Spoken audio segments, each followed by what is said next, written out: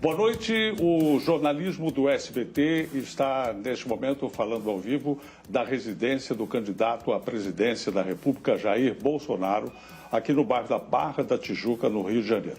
Boa noite, candidato. Boa noite. Obrigado pela oportunidade. Obrigado. Se a pesquisa do Ibope estiver correta e não houver nenhuma reviravolta, é muito grande a chance do senhor ser o novo presidente da República do Brasil nesses próximos dias. Eu queria saber se o senhor já tem o seu ministério composto, quantos serão os ministérios e que nomes o senhor já escolheu. Pretendemos ter um ministério bastante enxuto, com aproximadamente 15 nomes, e definimos 3 até o momento. É o senhor Paulo Guedes na Economia, o Onyx Lorenzoni na Casa Civil e o general Heleno na Defesa. O seu vice, o general Mourão, andou dando aí umas declarações polêmicas. Ele vai ter voz ativa e papel no governo? Olha, é uma pessoa bastante preparada, culta, é um patriota, é um homem que respira Brasil. E o que levou a essas declarações, no meu entender, foi um excesso para a imprensa. Em nenhum momento ele falou em acabar com o 13º. Ele falou que a estrutura remuneratória nossa era uma jabuticaba. É uma força de expressão da parte dele, mas em nenhum momento ele falou, então, nisso ou acabar com o 13º salário. Boa parte do planejamento do seu provável governo está sendo feito por militares. O senhor não confia nos civis? Não, temos civis, né? Acabei de falar no Onyx Lorenzoni e o professor Paulo Guedes.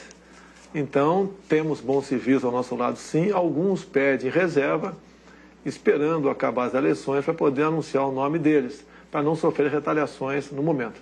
Temos nomes que vão surpreender positivamente a sociedade, com toda certeza. Ou seja, o seu será não um governo militar, mas de militares, é isso?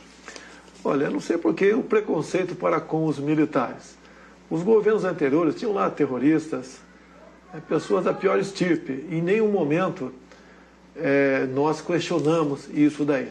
Agora, os militares que porventura comporão o meu governo, não é por serem militares, e sim por sua capacidade de poder, naquela área, naquele ministério, fazer um bom trabalho. Você pode ver o nome que está sendo cogitado para a ciência e tecnologia, é de um coronel da aeronáutica, Marcos Pontes, é o nosso astronauta. É um homem que tem um profundo conhecimento em ciência, tecnologia, e tem trabalhos prestados no Brasil, fora do Brasil, na NASA. Tá certo. Um homem realmente que tem tudo para ocupar esse ministério e, com iniciativa, fazer um bom trabalho. O senhor tem batido muito na tecla da insegurança pública, que de fato é algo que preocupa muito o Brasil hoje. Sim. O senhor falou ontem que gostaria que o país voltasse a ser como há 40, 50 anos em termos de segurança. Só que o Brasil é outro hoje. O crime ocupa até territórios dentro do país. A polícia está na defensiva. Como mudar essa situação não saindo da lei? Bem, primeiro a gente não pretende sair da lei em hipótese alguma. Algumas mudanças nós queremos fazê-la no Código Penal. Não é apenas o policial, civil, militar. Nós também temos que ter excludente de ilicitude na legítima defesa da vida própria de terceiro e do patrimônio próprio ou de terceiro. Passa por aí. A questão do crime dito organizado. Você tem que ter um trabalho de inteligência para seguir o dinheiro. Ninguém faz nada sem dinheiro em lugar nenhum no mundo. Então, as instituições nossas, né, seguir o dinheiro para a gente poder sufocar esses criminosos dessa forma. Agora, quem manda na polícia são os governos estaduais, não é o presidente da República. Como é que o senhor vai fazer? Nós sabemos disso, mas o Código Penal, quem faz somos nós em Brasília.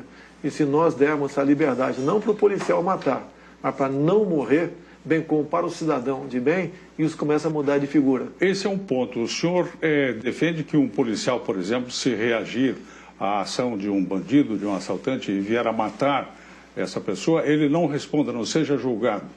Não, isso contraria a Constituição, não contraria? Porque não todos somos iguais. Não, mas não pode dizer que é igual um policial e um bandido. Aí um está à margem da lei, outro não.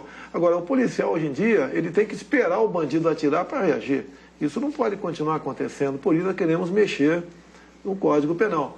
Para exatamente, como em países desenvolvidos, né, um elemento portando uma arma de guerra, ele passa a ser um alvo do agente da lei. E tem que ser dessa forma. O senhor poderá indicar pelo menos 2 ministros para o Supremo Tribunal Federal. Fosse isso hoje, quem o senhor indicaria?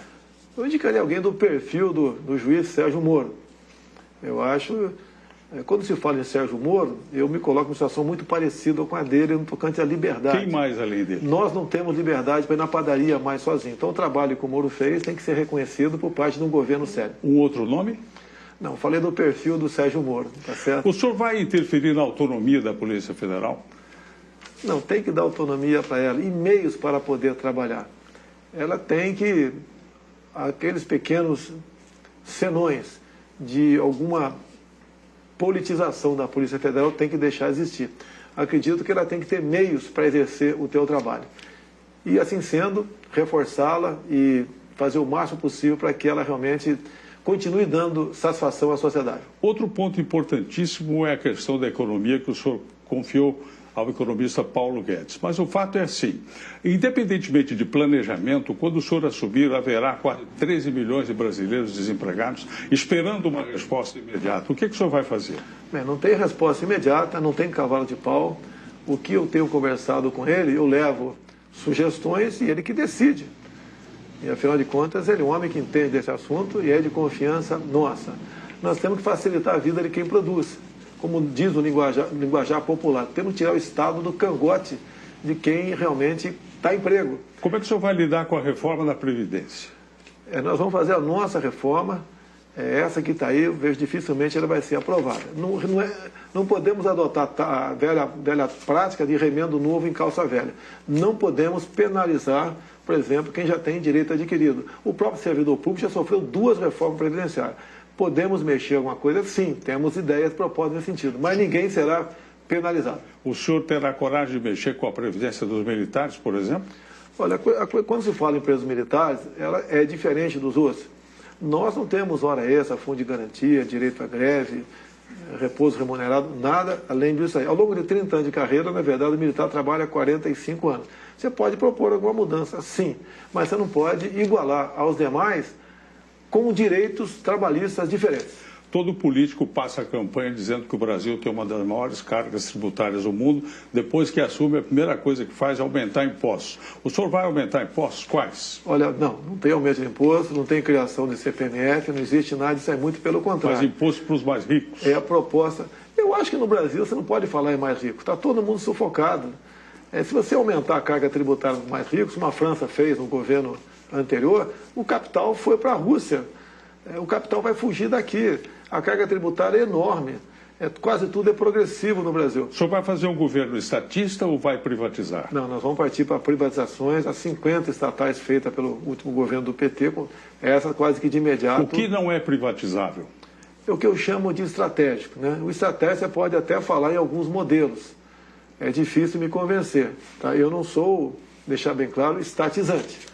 Mas, por exemplo, de acordo para que país você está vendendo aquele teu bem, você não está privatizando, você continua estatizando com outro país. Não devemos permitir que país nenhum compre o Brasil, eles têm que comprar no Brasil. O câmbio continuará flutuante, o juro continuará sendo decidido pelo Banco Central, sem interferência política? Sem interferência, inclusive o Banco Central independente de política, o tripé macroeconômico tem que continuar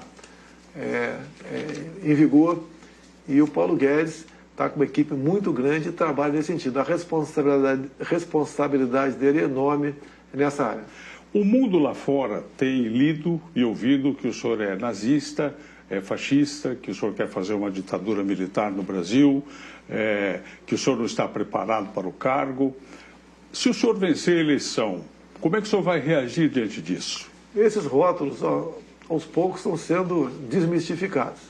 Faltou você falar aí, também misógino, entre tantos outros rótulos que eu recebi ao longo desse tempo todo. Não sou nada disso. Agora, o outro lado está disputando comigo, até no seu próprio plano de governo diz no controle social da mídia, diz em aumentar o imposto de renda para a pessoa física, tá? Diz em criar mais estatais. Tá? Então, o outro lado é completamente oposto do meu. Esse rótulo também tem estatizante é porque eu sou militar e o período militar foi, sim, muito estatizante. Agora, por outro lado, quem faria uma Itaipu binacional se não fosse o Estado naquele momento? Então, nós vamos, sim, partir de uma política de privatização com responsabilidade que não só o sistema financeiro, bem como os brasileiros vão se orgulhar dessa nossa proposta. Muito obrigado. Passou depressa o nosso tempo. nós entrevistamos ao vivo aqui do Rio de Janeiro o candidato à presidência da República, Jair Bolsonaro.